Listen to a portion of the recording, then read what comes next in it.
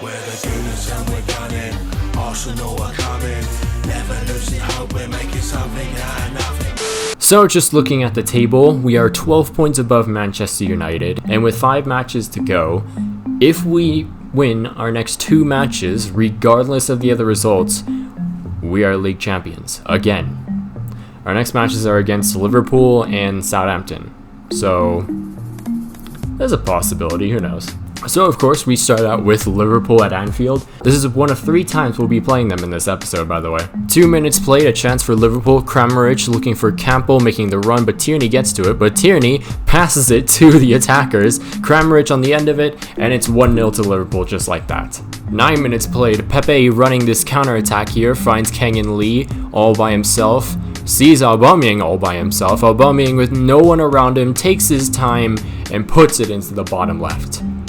1-1. 14 minutes played, another attack for Liverpool. Kramaric gets tackled but passes it to Fabinho, to Rakitic. Rakitic takes a shot and it's really nowhere near us. 18 minutes played, a ball from Lacazette to speed racer Tierney. Tierney running down the wing into the edge of the box, sees Aubameyang. Aubameyang could finish it, he slips. That could have been a penalty, but I guess not. 28 minutes played, Mane on the ball. Mane sees Kramaric, he's not going to pass it to him. Mane's actually just going to take this himself, makes a few miss, and takes a shot and it's saved by Leno. 41 minutes played, Kramaric to Rakitic to Fabinho, and it's right over the crossbar. Into the second half, Kramaric with the ball again. He runs right past one defender, outstrengths Torreira, sees Rakitic making the run. Rakitic takes another shot, it's right past the post, but the wrong side of the post. 69 minutes played. Fabinho to Kramaric. Kramaric sees Fabinho making the run. Back to Kramaric. Kramaric takes the shot, and it's another lovely save by Bernd Leno. 88 minutes played. A counter-attack for Arsenal. Ceballos to Aubameyang. Simone Verdi in the middle. Sees Torreira. Torreira sees the run by Aubameyang. Passes it back to Torreira. Aubameyang makes that little run right in between 2 defenders and makes it 2-1 just like that. The deadlock is broken. We probably did not deserve that goal, but I don't care. That's 3 points. And so that's 1 game down against Liverpool. We have 2 more to go. The other 2 are much more important than this one, I can tell you that. And welcome back to Anfield. This is probably like 2 or 3 game days later, and we're facing them again. We have our bruised banana jerseys this time around because, I don't know, man, these kits, I just called them jerseys and then kits. Alright, ignore that. These kits, I feel are going to be our good luck charm. Maybe that's just me, I don't know. Now there is some news that we might want to include into this. Virgil van Dijk will not be playing either of the legs because he's out with an injury. So yeah, that might help us out quite a bit. Into the 3rd minute of the match, an attack for Arsenal already. Aubameyang on the wing. He's right near the edge of the box, passes it to Lacazette on the actual edge of the box, sees Tierney, and Tierney, out of everyone, has just scored the first goal, the opening goal for Arsenal in the 4th minute.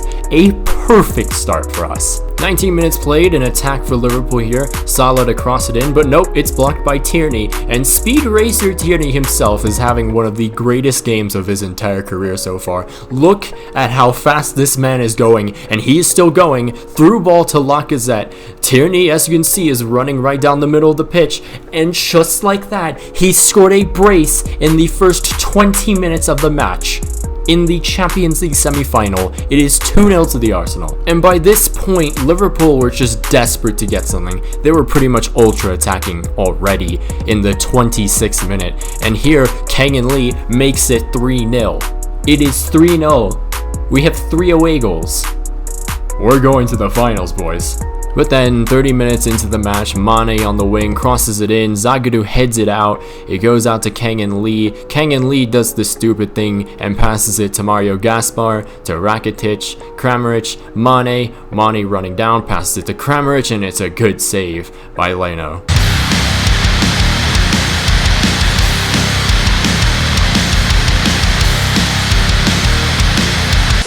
Now, of course, since we are Arsenal and I am me, we can't have a clean sheet. It's just not possible.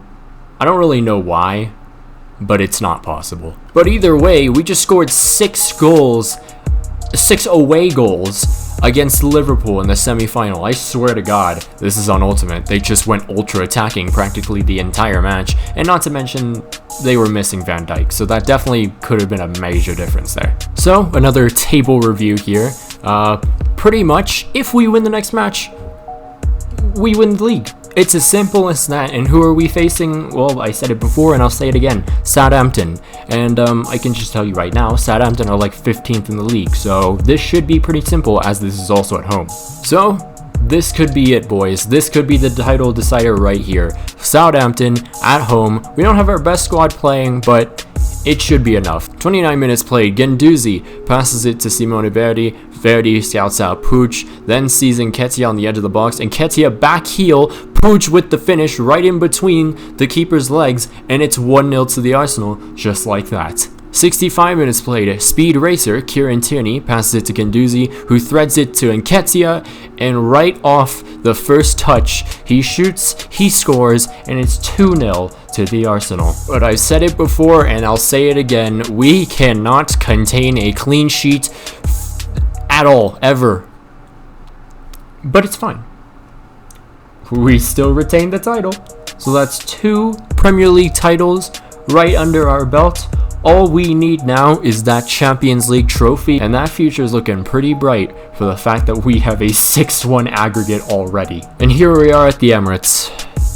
Liverpool have come here to face their fate of probably not advancing to the next round, as they are 5 goals down against us, which is good. So I think they're probably going to really bombard us with attacks, and we just have to use their tactics against them pretty much. So this should be fun. 13 minutes into the match, first chance goes to Liverpool. Fabinho to Rakitic, and it's a good save by Leno, but it was kind of right at him.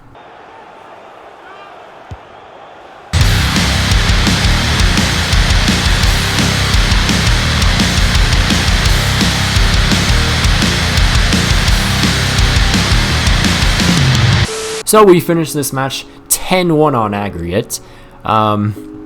I hate Liverpool with an absolute passion, so this is lovely to see, but it's not the only thing I'm happy about. I'm also happy about the fact that we are in the Champions League final in Season 2. I didn't even expect this to happen.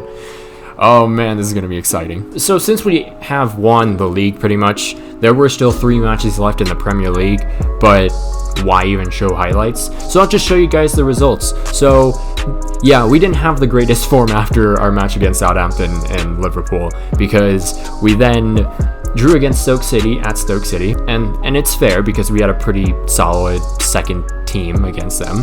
And then we lost 2-1 against United at Old Trafford with the same team that we played against Stoke, so I mean, that's fair.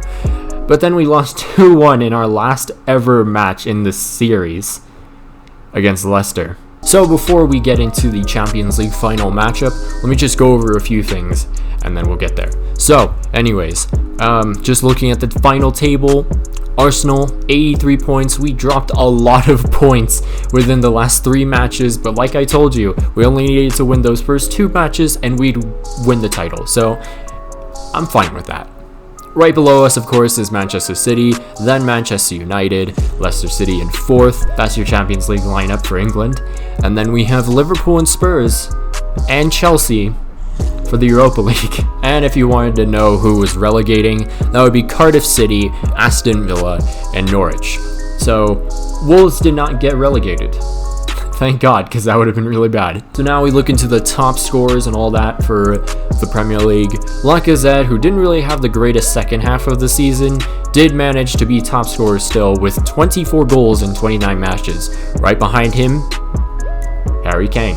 Assists-wise, Kang Lee, of course, was our lead assister, but he was so close to being top assister, but instead it goes to De Bruyne. But De Bruyne did play 4 extra matches, so hey, maybe Kang Lee could have gotten another assist or 2 if he had played more matches. Who knows? And then clean sheets, Kasper Schmeichel with 13 clean sheets within 26 matches, so half his matches had clean sheets, so that is quite impressive. I don't know why he played only 26 matches. Maybe he was injured, I don't know. But our top clean sheet goalkeeper, of course, would have to be Bernd Leno, as he literally played every match. We'll look into the stats real quick, just top scorer of the entire club and top assister wise. Alexandre Lacazette, 34 goals, 15 assists, and 41 appearances. But let me point this out here. Kang-in Lee with 42 appearances, 22 goals, and 17 assists. For a 19-year-old, that's quite good. Then we have Pierre-Emerick Aubameyang, who didn't have one of the most impressive seasons. He's just been stuck on the left wing, and I know you guys want me to play the double striker lineup, but guys, it doesn't work for me, okay? I'm sorry. But he still had a pretty impressive campaign, 17 goals, 9 assists.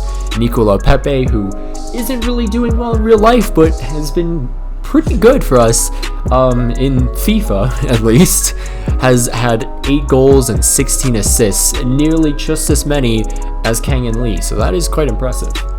Then you have Lucas Torreira, which I believe is one of the more underrated players in this series, 7 goals, 8 assists, and he is a rock in the back. Simone Verdi, another one that I just feel was pretty underrated. I didn't really play him as much, but he still had 33 appearances, 7 goals, 5 assists, and he was quite good throughout the entire season. I think season 2 he really picked it up. So, good job. Then we have Reiss Nelson, who had an impressive campaign this season. Not too much last season, but this season he really picked it up. 6 goals, 4 assists. It was 38 appearances, but still, I thought he was quite good this season. Speed racer himself, Kieran Tierney, 46 appearances. He played more matches than anyone else, I'm pretty sure. He had 5 goals, 4 of them in the Champions League, and 3 assists, 20 clean sheets. Absolute beast. I enjoyed playing with this man so much. Weston McKennie, our last player shown here, 39 appearances, 4 goals, 5 assists, 10 clean sheets. I mean, not as good, I think, as last season, but he still was quite solid, and if I were to continue playing this series, then he would definitely be up at an 85 by season 3 or 4. Alright, so finally, I will reveal who we will be facing. Barcelona. Yep.